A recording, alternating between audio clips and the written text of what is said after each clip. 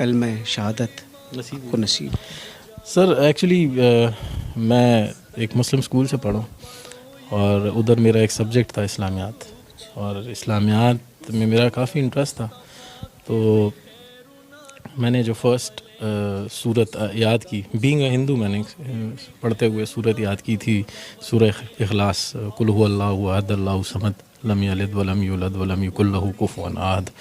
تو اس میں تو بتایا گیا کہ کہو کہ اللہ ایک ہے، اللہ بے نیاز ہے، نہ وہ کسی کا باپ ہے نہ کسی کا بیٹا، اور کوئی اس جیسا نہیں ہے. تو میں گھر گیا، اپنے والد سے کویشچن کیا. ہمارے گھر میں اوبیسلی ہندو تھے تو کافی بت پڑے ہوئے تھے، تو ادھر میں نے ان سے کویشچن کیا کہ ان میں اللہ کون ہے، ہوز اللہ امنگ دیم، بیکاز دماغ تو یہی تھا نا کہ بس جو کچھ ہے یہ ہے سامنے. تو وہ اس کو ایک عام سوال سمجھے، آپ کی گستاخی؟ میری گستاخی سمجھے، کیونکہ مجھے اس کے بعد تھپڑ پڑ گیا اپنے والد سے، وہ ٹھیک ٹھاک تھپڑ پڑا. پھر میں نے جا کے اپنے ٹیچر سے کہا کہ میں کہ سر یہ کیا پڑھا دیے، کہ میں تو گھر جا کے پوچھ رہا ہوں، مجھے مار پڑ رہی ہے آپ جو پڑھا رہے ہو.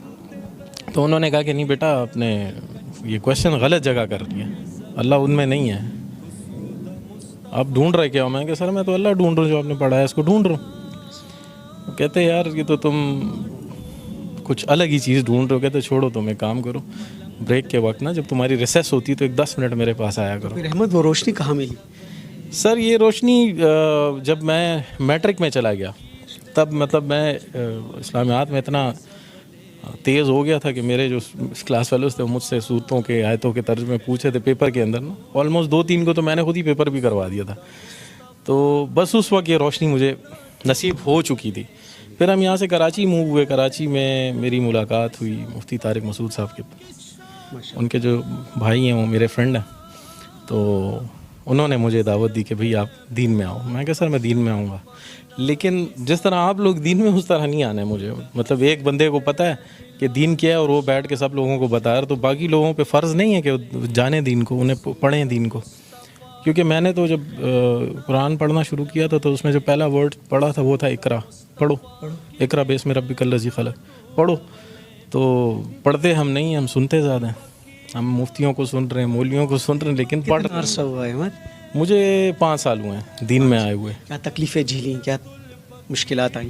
تکلیفیں تو سر بہت زیادہ ہیں. مطلب وہ جو دین آپ لوگوں کو ملا ہے وہ آسان ہے، اور جو دین ہمیں ملا ہے وہ اسٹرگل ہے. مطلب اگر میں کویشچن کر لوں، کہ آپ سے کویشچن کر لوں آپ نے دین کے لیے کیا کیا، تو آپ کے پاس اس کا کوئی جواب نہیں ہے. لیکن میں نے اپنی وائف چھوڑی ہے، میں نے گھر چھوڑا ہے، دولت چھوڑی ہے، جائیداد چھوڑی ہے، میں نے ایک نوکری چھوڑی ہے، وہ سٹی چھوڑا ہے جو پسند تھا مجھے. سب کچھ چھوڑ، تقریباً سب کو چھوڑ دیا. بس ٹوٹل جو دولت ہے وہ میرا بیٹا ہے موسیٰ. یہ بھی مسلمان؟ جی جی جی.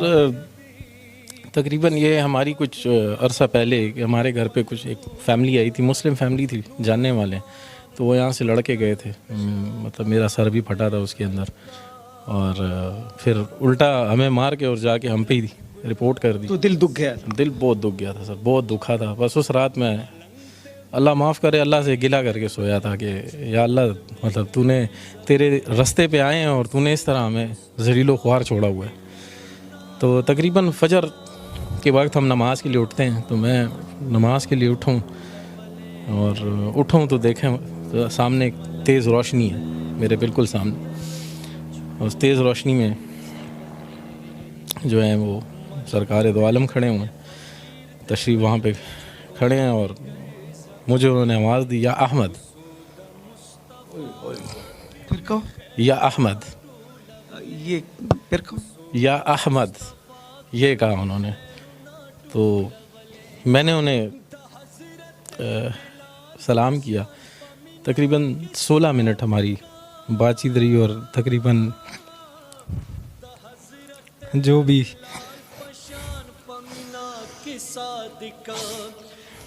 حضرت بلال پشان پشگو رغڑی دلے کسود مصطفیٰ. اپنے آپ کو سنبھالو. اچھا، بڑی جذباتی کیفیت بن گئی.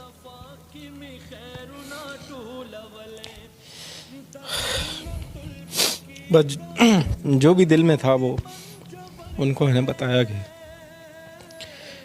یہ ہوا ہے میرے ساتھ.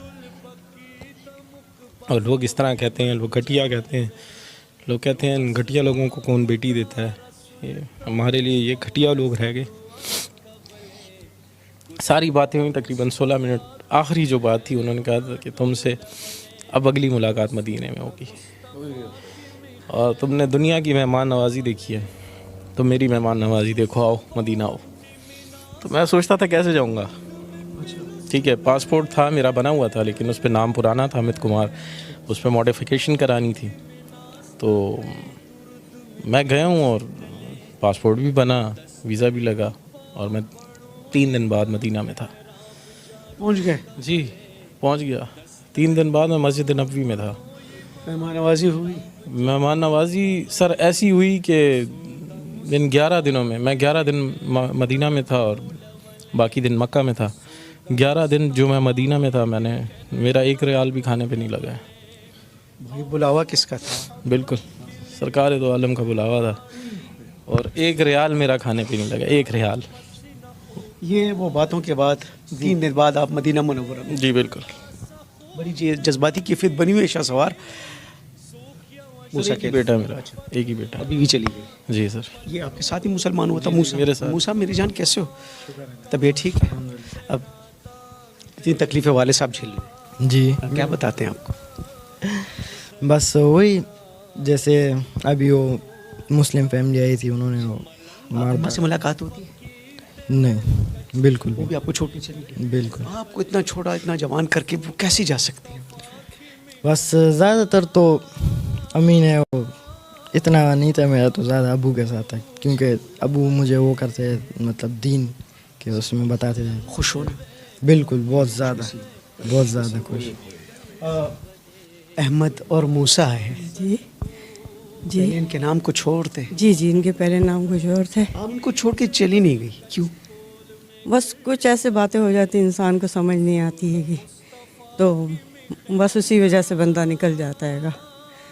ابھی تو شکر ہے کہ اس کے ساتھ ہوں میں. قبولیت اسلام کے بعد دونوں میں کچھ تبدیلی آپ نے دیکھی؟ بالکل بالکل. دعا, نماز, قرآن ہر چیز پڑھتے ہیں اور اپنے وقت کے اوپر جاتے ہیں. اور نہیں تو میں خود بھی چلاؤں گی اس چیز پہ کہ جاؤ نماز پڑھو, آپ لوگوں نے اسلام قبول کیا, اور میں اس چیز پہ بہت خوش ہوں, میں خفا نہیں ہوں. ایک ہندو بھائی نے بہت سے جوخم اٹھا کر اسلام کو قبول کیا, اور پھر اسلام قبول کرنے کے بعد انہیں ایک دن حضور اقدس صلی اللہ علیہ وسلم کا دیدار ہوا اور زیارت ہوئی. انہیں اسلام قبول کرنے کے بعد بہت ساری تکلیفوں کا سامنا کرنا پڑا. صحیح بات ہے, ہم لوگوں کو تو گھر بیٹھے اسلام مل گیا ہے, تو اس لیے ہمیں قدر نہیں ہے. لیکن اس ہندو بھائی کی باتیں سنو, جس نے کتنی مصیبتیں جھیل کر, کتنے تانے سن کر, کتنی پریشانیوں کو اٹھا کر اسلام کے اندر داخل ہوا ہے, اور اتنی قربانیاں دی ہے کہ گھر بار, ماں باپ, بھائی بہن, سارے رشتے اس کے چھوٹ گئے. لیکن جس طرح سے وہ سچا ایمان لایا, اسی طریقے سے حضرت محمد صلی اللہ علیہ وسلم کا دیدار بھی پایا. تو آپ لوگ اس کی زبانی خود سن لیا ہوگا کہ اس نے کتنی تکلیفیں اور مصیبتیں اٹھائی ہے.